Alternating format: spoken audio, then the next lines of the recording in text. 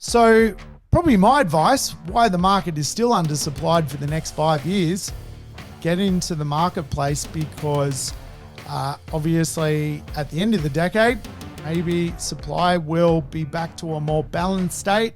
And of course, that's still 6 or 7 years away. So make hay why the supply is under.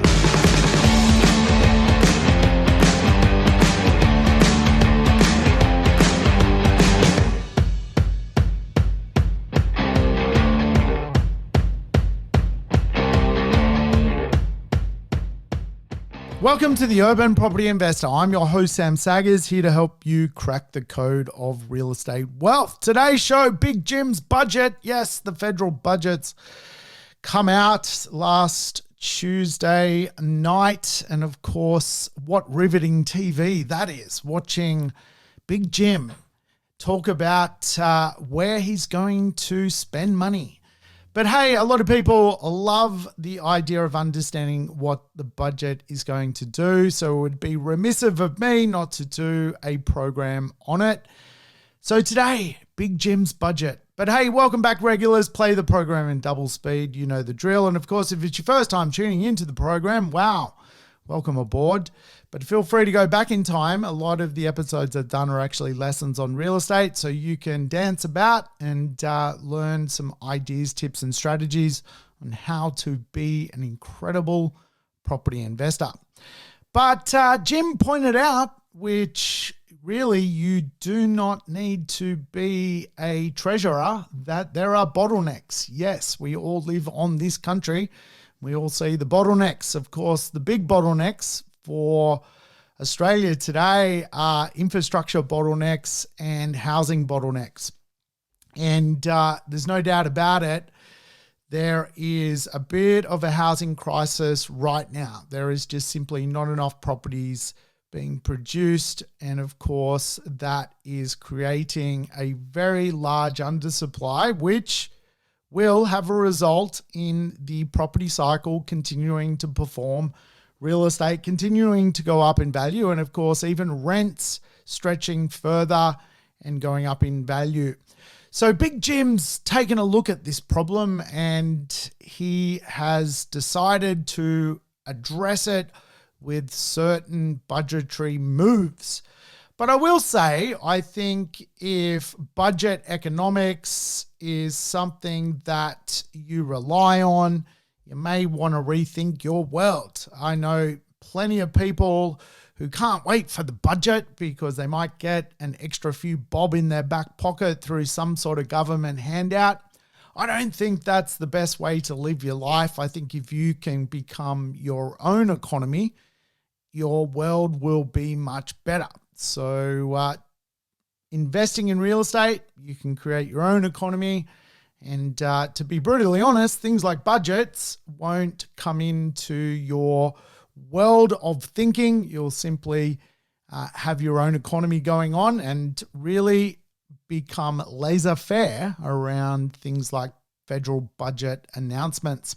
But I get it. It's a conversation piece, and I think it's worth having a conversation around what Big Jim has come up with. But the real 5 takeaways, I guess, when it comes to the property scene is more money for rental assistance, more money for housing infrastructure, more money for social and also affordable housing, some more training to create more construction workers, and some infrastructure announcements. So really, when it comes down to it, there is money coming into the supply chain of Australian real estate. It's probably fair to say the budget politically is designed to be a bit of a vote winner because we do have an election next year, really this time next year. So not too far away, believe it or not. We seem to always have federal elections in this country. And of course, economically, the Treasurer has come out and said that inflation should be back in its bottle, back on regular inflationary numbers by the end of the year. So they have come out and said by their forecast, rate cuts should begin to unfold by the end of 2024. And of course, that would be a vote winner, cutting rates, if that was to unfold. So certainly a lot of the measures taken in the budget was to make sure there was not extra inflation put into the system. And ultimately, if there was to be a rate cut, it certainly politically would be very, very good for those in power, I would imagine. But let's face it, there's a lot of other things that never make headlines in the budget that are unfolding. And of course, there are some cost push pressures being put into various systems. I know up in Queensland, if you work on a union site as a construction worker, you can now claim all sorts of benefits that will increase your income. And of course, for the supply of properties, housing, infrastructure, it's going to simply cost more because there's a lot of deals being done that aren't in the budget. And certainly a deal done up there with the CMFEU to basically pay union workers more on construction jobs through things like phone allowances has certainly made big headlines of late. But hey, it is going to be an election year next year, and the government has come out with some pretty bold forecasts that they want 1.2 million well-located homes by the end of the decade.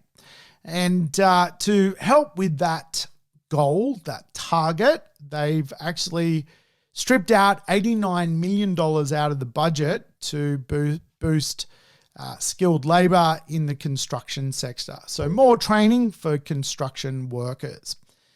And of course, this big target of $1.2 million homes by the end of the decade, the federal government's literally throwing billions of dollars at that. Really what they want to see is the states getting on with it. There's money to free up red tape. There's money for basically the states to spend to get things moving. And of course, there's other housing announcements, $1.9 billion in loans to help build 40,000 social and affordable homes, $1.9 billion to be set aside for Commonwealth rent assistance, so a 10% extra amount of money for people to pay their rent. Now, it's interesting, I often measure where an economy is headed by what construction workers are up to and if they have enough work. It's probably fair to say an economy's, recession flag is often waved when construction workers start to lose their job. But it is quite insane when it comes to the work that construction workers have. By way of example, we need 1.2 million homes by the end of the decade, but currently there is only 1.3 million people that work in construction. So we've got to build 1.2 million homes with 1.3 million people who have the skill to build 1.2 million homes. So that's effectively one tradesperson building one house by virtue of that aggregate. But there's going to be a lot of work for construction workers, and ultimately when there's work for construction workers, you really usually avoid things like future recessions. Obviously, building 1.2 million homes, there's work to be done there. We've never done that before. But then you've got other factors that are circling by the end of the decade, certain mega projects coming to fruition, and of course the Olympic Games coming to a head around that period. So is it achievable? Is it even achievable? 1.2 million homes. Well, the home Builders Association, the HIA, has their economic forecast by the end of basically the decade. And they do not think that the home builders in Australia can deliver on the 1.2 million homes. So to deliver on 1.2 million homes, you will need to build circa 260,000 per annum. And roughly the Home Builders Association, the HIA, believes that it's probably more probable to build just shy of 200,000 per annum. So each year, we're probably still going to be sort of circa 40 to 50,000 homes down on where the ambitious target is. But hey, that's just a reality of not enough skilled construction workers in the economy. But as the federal government's come up with, they've parked, basically $89 million to boost that construction worker sector. But what I will say about the target, the ambitious target of 1.2 million homes, it will create work for people. And ultimately, that is a good underbelly for the economy and, of course, for the housing marketplace. But as we know, we've basically only just caught up to where we should be from a migration point of view based on a relative shortfall of not enough people coming into the country over the last decade. But that extra boost in population has sent everyone pretty crazy. And of course, we don't have any plans really to slow down population growth. And when you have more population growth, you have challenges in building product, and you have a shortage or undersupply of tradespeople, it's going to be pretty difficult to deliver upon that budgetary forecast of 1.2 million homes by the end of the decade. But the federal government, they're going for it, and all up across their housing announcements, including some previous announcements, there's literally billions and billions of dollars coming into the housing sector. Over and above that, they have provided $16.5 billion for new and existing infrastructure projects to fund them across Australia over the next 10 years. So infrastructure is an important part of basically city building and, of course, country building. And good infrastructure in the right areas enables more housing. So obviously, you can build 1.2 million homes, but if there's no roads for the homes or there's no train stations for the homes, then it becomes a bit of a mess. So equally, there is money being poured into infrastructure packages, which is great. Another over $4.6 billion put into 69 specific projects. The government is also investing $10.1 billion into certain projects which are underway. So it's kind of on top of what they've been doing. So you've got the East-West link in Melbourne. You've got the Metro Net in Perth. And a new one, which is fantastic, you've got the Sunshine Coast Rail Link. And I've been doing a lot of investing around that rail link, that announcement, that free ride. It's certainly going to help the investments I've been doing around that rail link do better, which is exciting. But that stuff is going to be worked on as a nation-building kind of concept. So some of the winners are people who can't afford rent. Yes, nearly 1 million households will benefit from the 10% boost to the Commonwealth Rent Assistance Program.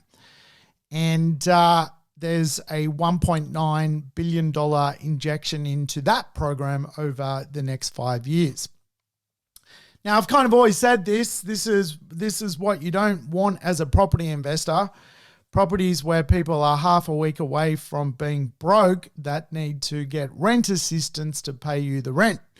Even though the government's going to back it, it still, to me, doesn't sound like a good place to own property investments if you're on the periphery of economics. And a lot of property investors will sort of tackle those really affordable, cheap properties and then understand them better when all of a sudden the only people that apply for the properties are also getting that rent assistance to pay the rent.